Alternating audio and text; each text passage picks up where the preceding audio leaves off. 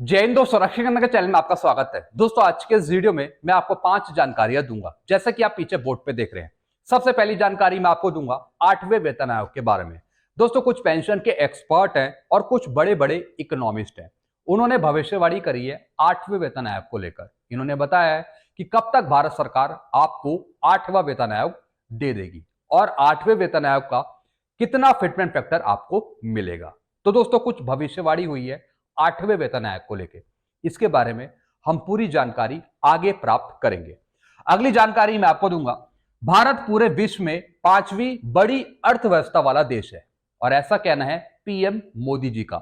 और साथ ही साथ वित्त मंत्री जी ने कहा है कि भारत के पास चौथा सबसे बड़ा विदेशी मुद्रा भंडार है। जी हां दोस्तों, पीएम मोदी जी का कहना है कि भारत एक अच्छी अर्थव्यवस्था वाला देश है, यानी भारत की जो पोजीशन है अर्थव्यवस्था के मामले में वो है 5वीं। और भारत चौथा सबसे बड़ा विदेशी मुद्रा का भंडार है, यह वित्त मंत्री जी का कहना है।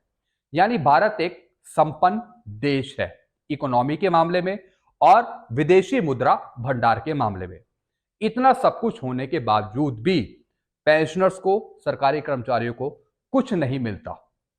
इसके बारे में हम आगे बात करेंगे। अगली जानकारी मैं आपको दूंगा, केंद्रीय सैनिक बोर्ड की वेबसाइट में कुछ इशू चल रहा है।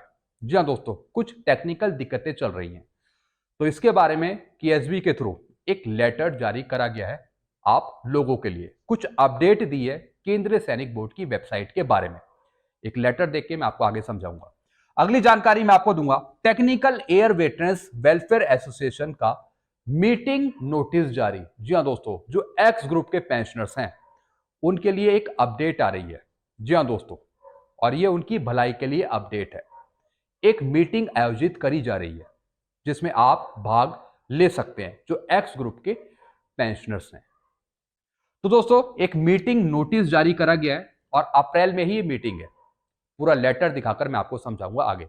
अगली जानकारी मैं आपको दूंगा, लेफ्टिनेंट कर्नल आर के भारद्वाज जी की रिपोर्ट स्पर्श के बारे में। जी हां दोस्तों, लेफ्टिनेंट कर्नल आर के भारद्वाज जी के द्वारा एक रिपोर्ट जारी करी है स्पर्श के पेंशनर्स के लिए। इन्होंने बताया है कि कितने केस अभी तक स्पर्श में पेंडिंग है और कितने ऐसे पेंशनर्स हैं जिनकी पेंशन अभी रिवाइज नहीं हुई है और पीपीओ इशू नहीं हुए हैं। तो दोस्तों, एक रिपोर्ट आई है स्पर्श की, ये मैं आपको आगे समझाऊंगा। तो दोस्तों, बस यही जानकारी है जो मैं आपको देने वाला हूं, इसलिए इस वीडियो को आप शुरू से लेकर आखिरी तक देखेगा। वीडियो में आगे बढ़ने से पहले एक छोटी सी अपील मैं आपसे कर रहा हूं। अगर आप पहली बार मेरा चैनल देख रहे हैं या फिर ये वीडियो देख रहे हैं तो आप मेरा चैनल सब्सक्राइब भी कर सकते हैं, जिसका नाम है रक्षित खन्ना, क्योंकि ऐसी जानकारियां, सही जानकारियां आपको मिलती रहती है इस चैनल के माध्यम से।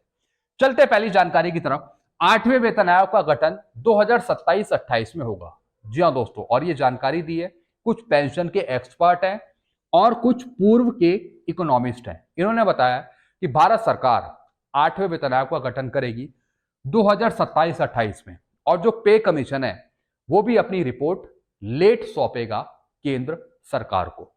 यानी सब कुछ सेटअप फाइनलाइज होगा 2027-28 में। टाइम लगेगा 8वां वेतन आयोग लागू होने में। ये मैं नहीं कह रहा हूं, कुछ पेंशन के एक्सपर्ट हैं और कुछ पूर्व इकोनॉमिस्ट हैं, ये बता रहे हैं कि 8वां वेतन आयोग में थोड़ा यहां पे टाइम लगेगा। 2027-28 में आपको मिल पाएगा 8वां वेतन आयोग। और फिटमेंट फैक्टर के बारे में उन्होंने बताया कि सरकार फिटमेंट फैक्टर देगी 8वें वेतन आयोग का 2.28 से नीचे, यानी 2.28 से नीचे का फिटमेंट फैक्टर आपको मिलेगा। ऐसा बताया है पेंशन एक्सपर्ट ने और कुछ पूर्व इकोनॉमिस्ट ने। अब देखेंगे दोस्तों, जो उन्होंने भविष्यवाणी करी है क्या ये सच साबित होती है या नहीं होती। बाकी आपकी अपनी राय क्या है, आप नीचे कमेंट करके जरूर बताइएगा। चलते अगली जानकारी की तरफ। भारत पूरे विश्व में 5वीं बड़ी इकोनॉमी बूस्ट बढ़ाने वाला देश है। यानी भारत की एक अच्छी स्थिति है इकोनॉमी के मामले में, क्योंकि भारत 5वीं बड़ी अर्थव्यवस्था वाला देश है। ऐसा पीएम मोदी जी कहते हैं अपने हर एक भाषण में। और साथ ही साथ जो वित्त मंत्री जी है उनका कहना है कि भारत के पास चौथा सबसे बड़ा विदेशी मुद्रा भंडार है। यानी सब कुछ होने के बावजूद भी पेंशनर्स को, सरकारी कर्मचारी को क्या मिलता है, जो उनकी मांगे है वो पूरी नहीं होती हैं। इतना धड़धम प्रदर्शन कर लिया जंतर मंतर पे, कोई फायदा नहीं हुआ।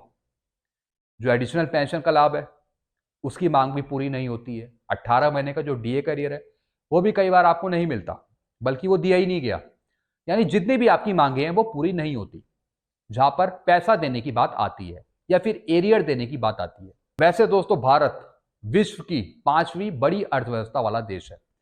विदेशी मुद्रा का जो भंडार है उसमें भी भारत का चौथा स्थान है, 4th पोजीशन पे है।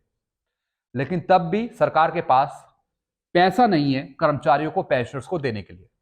तो दोस्तों आप क्या समझते हैं इन सब चीजों से? आप अपने सुझाव जरूर नीचे रखिएगा। क्या वाकई में भारत सरकार के पास पैसा नहीं है आपको देने के लिए? क्योंकि भारत एक 5वीं बड़ी अर्थव्यवस्था वाला देश है, इकोनॉमिक कंडीशन बहुत अच्छी है भारत की, लेकिन तब भी भारत सरकार पैसा नहीं निकाल पा रही आप लोगों के लिए। ये एक सबसे दिक्कत वाली बात है। आप नीचे कमेंट करेगा, अपने सुझाव बताइएगा मुझे। चलते अगली जानकारी की तरफ। केंद्रीय सैनिक बोर्ड केएसबी की वेबसाइट में टेक्निकल इशू चल रहा है। जी हाँ दोस्तों, केंद्रीय सैनिक बोर्ड का एक लेटर है 3 अप्रैल का, साइड में आप देख सकते हैं। वेबसाइट को अपग्रेड किया जा रहा है। जी हाँ दोस्तों, केंद्रीय सैनिक बोर्ड में कुछ टेक्निकल इशू चल रहे हैं, जैसे कि कई पेंशनर्स हैं, जवान हैं, ऑनलाइन आवेदन करते हैं, उनकी एप्लीकेशन कई बार प्रोसेस नहीं होती है। सीए का जो क्लेम है वो कई बार सक्सेसफुली नहीं हो पाता, काफी लेट मिलता है। यानी जो वेबसाइट है उसमें कुछ इशू चल रहे थे। तो इसको दुरुस्त करने के लिए, सुधारने के लिए फिलहाल इस वेबसाइट को बंद कर दिया गया है। जी हाँ दोस्तों, यानी इस वेबसाइट को अपग्रेड किया जा रहा है, इस वजह से बंद किया है। तो आपको थोड़ी बहुत दिक्कत हो सकती है। आप जो ऑनलाइन काम करते थे केएसबी की वेबसाइट में, वो फिलहाल आप नहीं कर पाएंगे। इस प्रक्रिया को पूरा होने में लगभग 2 से 3 महीने लग सकते हैं। वेबसाइट ना खुलने से आपको परेशानी हो सकती है, तो उन्होंने बोला है कि आप सहयोग करें, थोड़ा वेट करें। जब इस वेबसाइट को अपग्रेड कर दिया जाएगा तो सारी चीजें ठीक हो जाएंगी। तो फिलहाल आपको वेट करना है, परेशान होने की जरूरत नहीं है। जो ये वेबसाइट बंद करी गई है इसको अपग्रेड किया जा रहा है। जब तक दोस्तों आप कुछ रजिस्ट्रेशन नहीं कर पाएंगे, जो और चीजें हैं वो नहीं देख पाएंगे, जो आपके डिपेंडेंट हैं उनका भी काम आप नहीं कर पाएंगे इस वेबसाइट पे, जब तक ये वेबसाइट रिज्यूम नहीं होती। तो आपको थोड़ा वेट करना है, लगभग 2 से 3 महीने, हो सकता है इससे पहले ठीक हो जाए, लेकिन इतना टाइम बताया है 2 से 3 महीने का। चलते अगली जानकारी की तरफ। Technical air veterans welfare association का मीटिंग नोटिस जारी। जी हाँ दोस्तों, technical air veterans welfare association ने एक मीटिंग नोटिस जारी करा है एक्स ग्रुप के पेंशनर्स के लिए। तो दोस्तों अगर आप इस मीटिंग में आना चाहते हैं तो आप 20 अप्रैल को उर्दू घर 212 राउस एवेन्यू न्यू दिल्ली में आ सकते हैं। जी हाँ दोस्तों, वेन्यू भी इन्होंने लिखा हुआ है, उर्दू घर 212 राउस एवेन्यू न्यू दिल्ली। यहां पर दोस्तों इनकी मीटिंग है, मेरे ख्याल से 10 बजे से दोस्तों इनकी मीटिंग है। तो आप जा सकते हैं इस स्थान पर 20 अप्रैल को।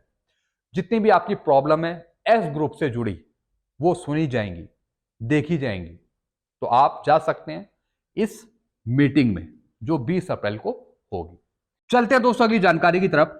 Lieutenant colonel R K. Bhardwaj ji की रिपोर्ट स्पर्श के बारे में। दोस्तों इनकी एक रिपोर्ट आई है स्पर्श के बारे में। जैसा आपको पता है लेफ्टिनेंट कर्नल आर.के. भारद्वाज जी लगातार वेलफेयर के काम करते रहते हैं। स्पर्श में कोई दिक्कत आती है या फिर पेंशनर्स को कोई प्रॉब्लम आती है तो उनका समाधान निकालते रहते हैं, लगातार लेटर लिखते रहते हैं, कभी मिनिस्ट्री ऑफ डिफेंस को, कभी स्पर्श को, कभी पीसीडीए को। अब दोस्तों इन्होंने एक रिपोर्ट में बताया कि पेंशनर के केस सॉल्व नहीं हुए हैं स्पर्श पे। और कितने नंबर ऑफ केस हैं? 6.5 लाख। जी हाँ दोस्तों, इतने केस हैं जो अभी तक पेंडिंग में चल रहे हैं, जो सुलझे नहीं है स्पर्श पे। और दोस्तों कुछ पीपीओ है और रिवाइज पेंशन है जो इशू नहीं हुई है, यानी पीपीओ भी इशू नहीं करे गए हैं, कॉरिजेंडम पीपीओ, और पेंशन भी आपकी रिवाइज नहीं हुई है वो आरोपी के अनुसार। ऐसे दोस्तों 50% केस हैं 31 लाख टोटल पेंशनर्स में से।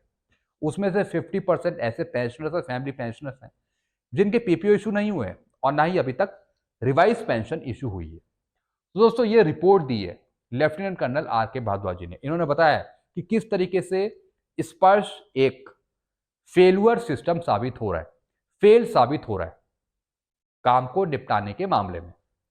मैंने अभी एक केस सुना था कि किसी पेंशनर की डेथ हो गई है, फैमिली पेंशन किसी की लगनी है, 6 महीने हो गए हैं लेकिन वाइफ की, स्पाउस की फैमिली पेंशन शुरू नहीं करी है। और आपको पता है अगर किसी पेंशनर की, हस्बैंड की डेथ हो जाती है, उसके बाद घर की स्थिति कैसी होती है अगर फैमिली पेंशन सही टाइम पर नहीं चलती। वाइफ की, स्पाउस की, बच्चे हैं, वाइफ है, घर का खर्चा चलाना है, तो जब फैमिली पेंशन शुरू नहीं होगी तो फिर कैसे चलेगा घर का खर्चा।